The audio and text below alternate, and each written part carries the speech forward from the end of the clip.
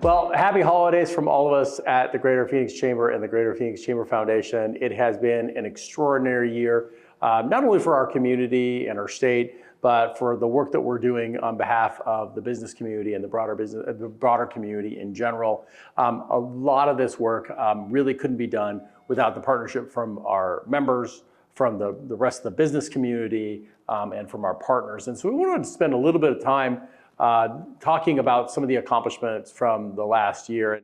So it has been an extraordinary year. A lot has been going on, within the Chamber Foundation. I think, for me, one of the most critical elements for us, especially this year, an election year, was the public affairs work. The team overall had over 250 bills signed into law. 24 of the bills that we supported were signed into law, and 62 bills that we opposed were vetoed by the governor or never made it to the finish line. Certainly, right now, given the importance of policy to our business community, felt like that was a really big win. And I know, for instance, for the foundation, the policy side of the equation is really important, correct? Yes, absolutely. Policy plays a key role in a lot of the work that we're doing on the foundation front. Programmatically, I'm really excited about a lot of the work that we've done and some of the things that we've accomplished. Through Elevate Ed AZ this year, we've expanded to our 21st school, so excited to continue to expand our footprint. We saw a 15% increase in dual enrollment this fall, which was really, really exciting, coming off increases in the prior 2 years. And then we also have over 300 interns that we've placed over the last 12 months. So very exciting about that opportunity for our students, and I think we've had some really great student success stories. We have students that are traveling from the academies at South Mountain all the way up to Mayo Clinic in the North Valley, and we secured a transportation grant to help ensure that student could successfully get their 45-minute commute each direction and arrive at their job and internship opportunity on time. I'm also really excited about Connect to Work AZ, which we launched about this time last year. And we have successfully placed over 70 candidates over the last 12 months, and also have a retention rate of 85%, which is actually higher than most of our employer partners. Speaking of the internship, I think we're really proud that we've had some amazing companies step up. I mean, thinking about where we were just a few years ago, where were we in terms of internships placed? 2 years ago, we had 25 interns that we were celebrating. Last year, it was 75, and this year it was over 300. We're on track to be over 420 this upcoming year. So amazing growth. It really is, and I give so much credit to our partners, like the Honeywell, like Mayo, like so many that really took a chance. But these are high school seniors that are really showing what they can do. And I guess the other side of that is they're getting real world experience. Not just real world experience, but some of them are actually getting jobs at the end of their internships and going directly into employment with some of these employers and having life-changing career opportunities with wages and benefits that their families have never seen before. Spoiler alert, what's our goal for next year for internships? Let's see if I can do that math. 560. Interns next year. You bet. And this is having an impact. I think it's a good opportunity also for folks as they're looking to make their New Year's resolutions.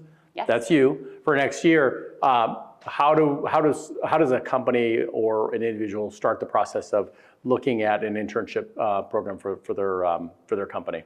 Yes, well, we need more companies to offer these internships in order to get to that 500 plus goal. And a great way to get involved is come out and speak to some of our students in the classroom. Then if you have a great experience, which I guarantee you will, go ahead and join a job shadow and host some of these students at your school for a half day. And then we have a whole toolkit of resources that employers can use to actually put an internship program together. Amazing. Any since we are in the holiday season, any student story that really stuck with you this year?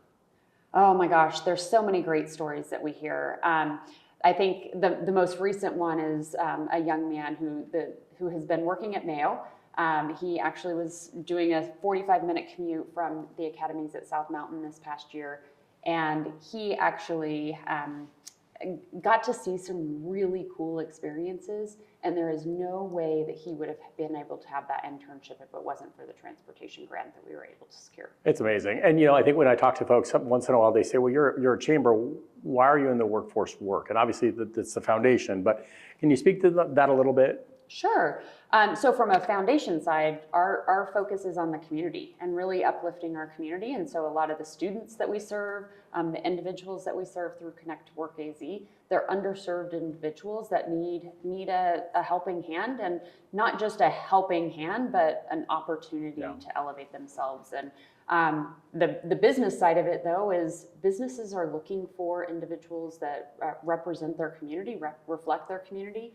And what better way to get a diverse workforce than to be reaching out to the communities that you're in? Absolutely, and I think we always say it's not a lack of talent, it's a lack of opportunity, and what our businesses and our schools doing together is giving opportunity to these kids, and it's a big win for the full community. In terms of businesses choosing to join the chamber, to invest in the chamber, one of the biggest telltales for us is what that retention rate looks like. And this year, I'm really pleased to say, record retention rate, 84%. So our members are sticking with us. We're doing a lot with them.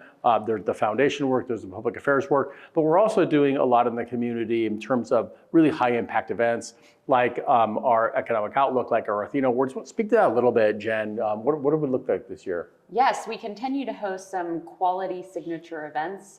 We have the Mayor's State of the City address that sees massive attendance each year. We also have our legislative kickoff that featured Governor Hobbs this year and other legislative leadership.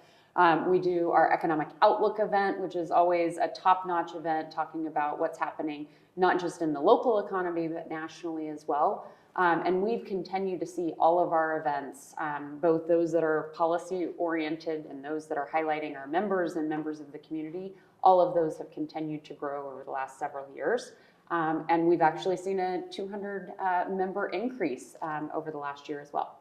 Well, and I think that's such an important story. And I think we aren't doing events just for the sake of doing events. These are mission-driven events that are really going to inform our members as to what's happening in the community, celebrating some of the leaders in our community, like our ATHENA Awards, and also looking at the workforce and what we're doing in terms of workforce to really making sure that businesses have the tools they need to continue to succeed. Absolutely.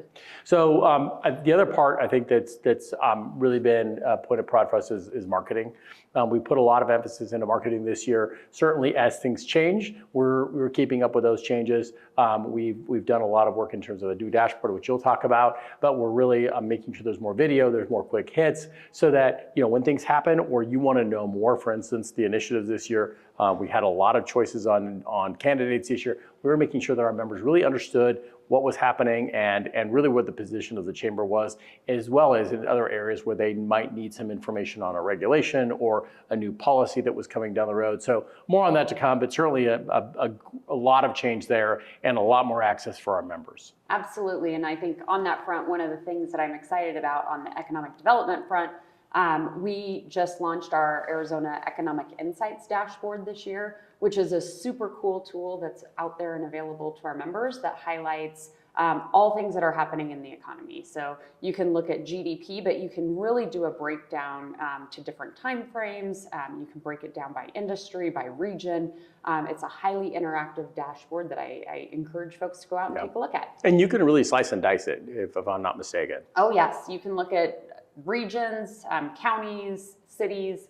It's all publicly available data, but it's all right at your fingertips. I think if someone was going to do it on their own, it would take probably hours to be able to do something you can do in just a very few minutes. Absolutely. So obviously the chamber, I think even in the last 2 or 3 years, has expanded exponentially. A lot more work going on, a lot more of our teams engaged. But that takes a lot of work in terms of a backbone and really having a solid foundation for our work. Maybe talk about some of the behind the scenes things that are occurring to really make sure that we are able to do the work we're doing in the community. Yeah, I think just one final area is really our accounting team. And we've brought on some really top-notch accounting folks, from our head of accounting to our consultants that assist.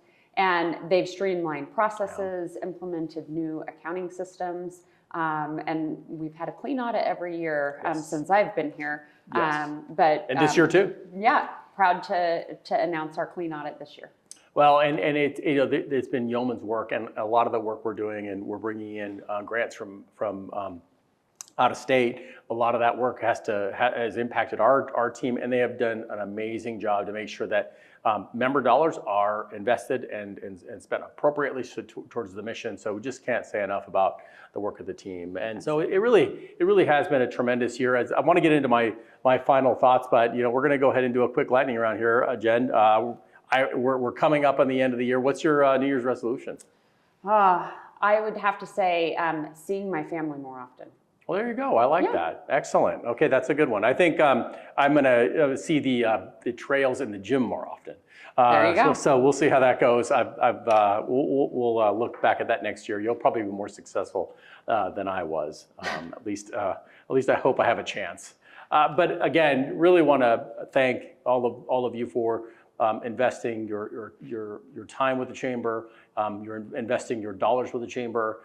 The mission of the Chamber is something and the foundation is something we take incredibly seriously. We live that mission here. And I think a lot of the things that have occurred this year that we're really proud of outside of the work we just talked about. For instance, we're a finalist for the Chamber of the Year. The National Chamber Association, ACCE, chose us as a finalist in the Chamber of the Year, which we're incredibly proud of. Jen and I got to go to Dallas to their national meeting and really talk about the great work that's going on and our community, which is such a big part of our chamber. We were also really proud to be the recipient of the North Star Award by Education Forward.